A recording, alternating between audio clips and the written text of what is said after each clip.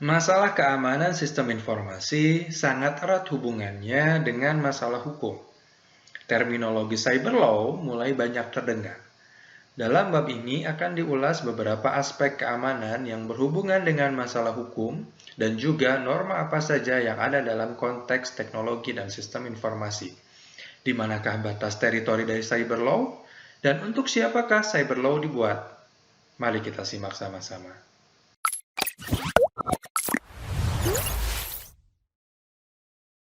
Internet menghilangkan batas tempat dan waktu, dua asas yang cukup esensial di bidang hukum. Biasanya, hukum menyangkut citizen dari yurisdiksi hukum tersebut. Cyber law biasanya terkait dengan netizen. Intinya, hukum itu adalah sebuah aturan yang berisikan tentang apa-apa saja yang boleh dan tidak boleh dilakukan oleh orang-orang. Beberapa contoh tipe penyalahgunaan komputer adalah hacking, virus, illegal physical access, abuse of privilege.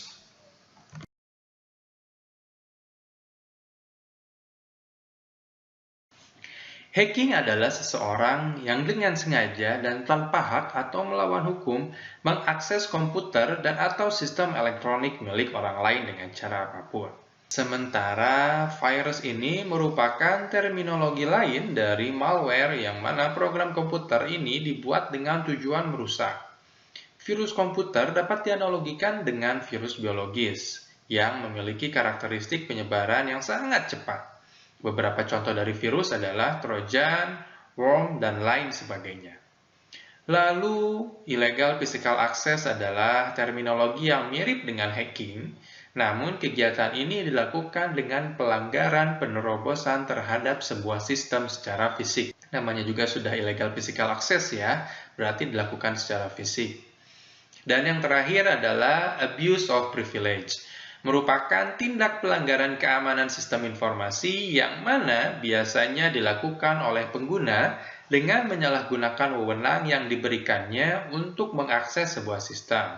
Contohnya adalah ketika ada seseorang yang memiliki role sebagai user dan masuk kepada sebuah sistem, ternyata dengan sengaja orang tersebut justru masuk sebagai administrator karena mencuri akun oleh orang lain. Selain 4 hal tadi, jenis-jenis penyalahgunaan komputer lainnya diantaranya seperti destruction of assets, lalu theft of assets, lalu modification of assets, privacy violations, disruptions of operations, unauthorized use of assets, dan physical harm to personnel. Dan beberapa isu yang muncul dalam teknologi informasi lainnya yaitu adalah cybercrimes, privacy, dan hak kekayaan intelektual.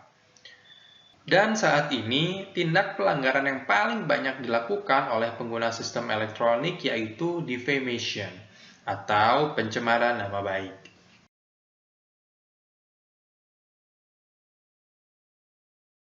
Terhubungnya sebuah sistem informasi dengan internet membuka peluang adanya kejahatan melalui jaringan komputer. Hal ini menimbulkan tantangan bagi penegak hukum. Hukum dari sebagian besar negara di dunia belum menjangkau daerah cyberspace. Saat ini, hampir semua negara di dunia berlomba-lomba untuk menyiapkan landasan hukum bagi internet. Tentunya banyak hal yang dibahas, akan tetapi dalam bab ini hanya dibahas hal-hal yang berkaitan dengan masalah keamanan atau security, masalah lain seperti pajak, hal-hal yang berhubungan dengan perbankan dan bisnis, berhubungan dengan trademark, hak kekayaan intelektual atau haki, dan yang tidak langsung terkait dengan masalah keamanan.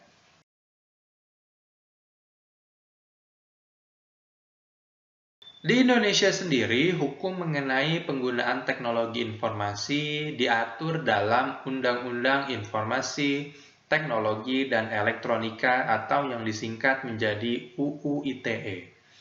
Yang mana UU ITE ini diciptakan pada tahun 2008 dan direvisi tahun 2016. Mengapa? Karena undang-undang yang ada tidak dapat mengakomodir tindak-tindak pelanggaran yang muncul seiring dengan perkembangan teknologi.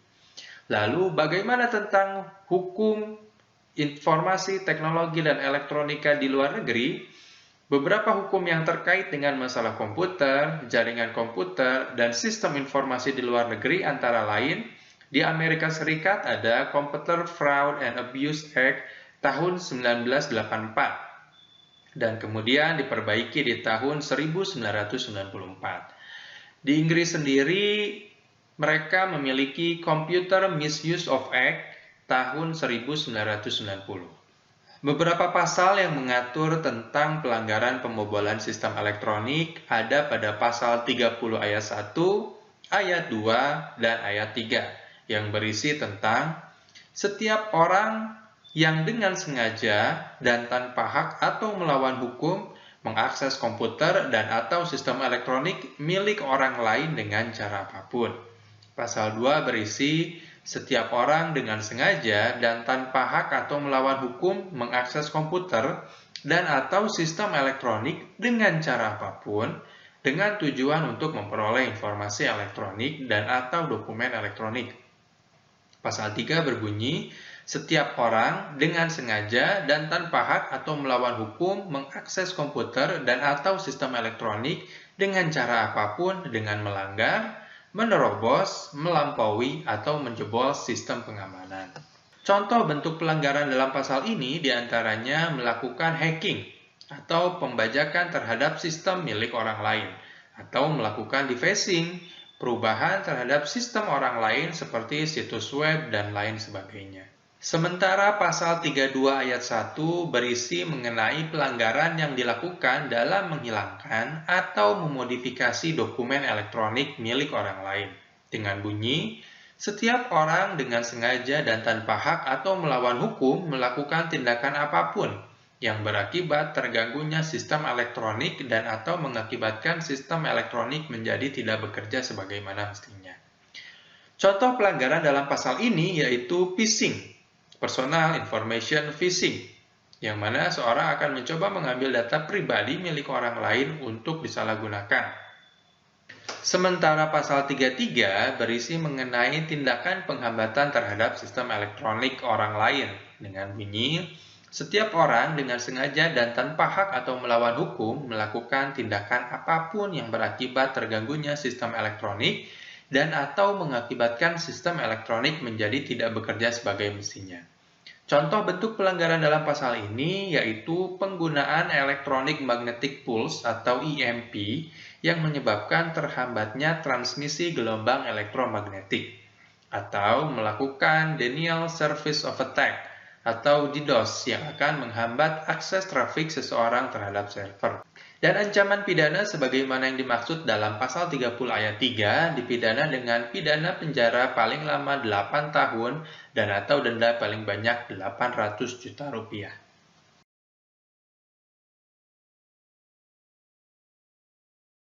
Perlindungan atas hak individu di internet dan membangun hak informasi merupakan sebagian dari permasalahan etika dan sosial dengan menggunakan sistem informasi yang berkembang luas. Permasalahan etika dan sosial lainnya di antara lain adalah perlindungan hak kepemilikan intelektual, pembangunan akuntabilitas sebagai dampak pemanfaatan sistem informasi, menetapkan standar untuk pengamanan kualitas sistem informasi yang mampu melindungi keselamatan individu dan masyarakat.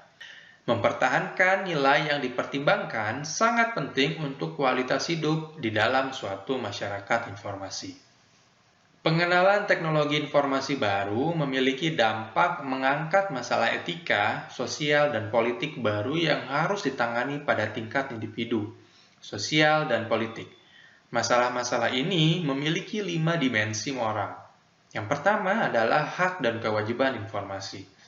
Kode etik sistem informasi harus mencakup topik-topik seperti privasi email, pemantauan tempat kerja, pemberlakuan informasi organisasi, dan kebijakan informasi untuk pengguna. Yang kedua adalah hak milik dan kewajiban. Kode etik sistem informasi harus mencakup topik-topik seperti lisensi penggunaan perangkat lunak, kepemilikan data dan fasilitas organisasi, kepemilikan perangkat lunak yang dibuat oleh pegawai dan perangkat keras organisasi, masalah copyright perangkat lunak, Dan pedoman tertentu untuk hubungan kontraktual dengan pihak ketiga juga harus menjadi bagian dari topik di sini.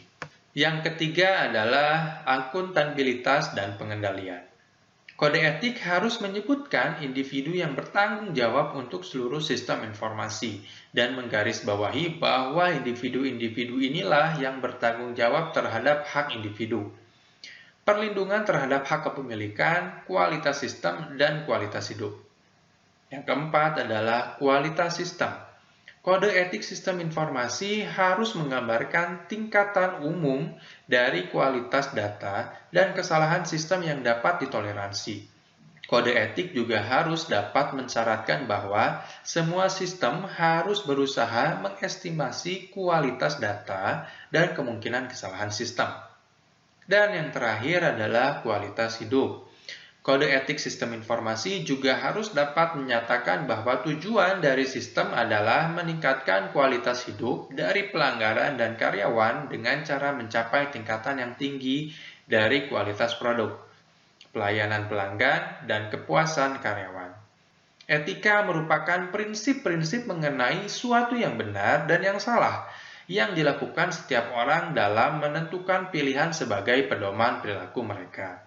Perkembangan teknologi di sistem informasi menimbulkan pernyataan balik untuk individu maupun masyarakat pengguna karena perkembangan ini menciptakan peluang untuk adanya perubahan sosial dan mengancam adanya distribusi kekuatan, uang, hak, dan kewajiban.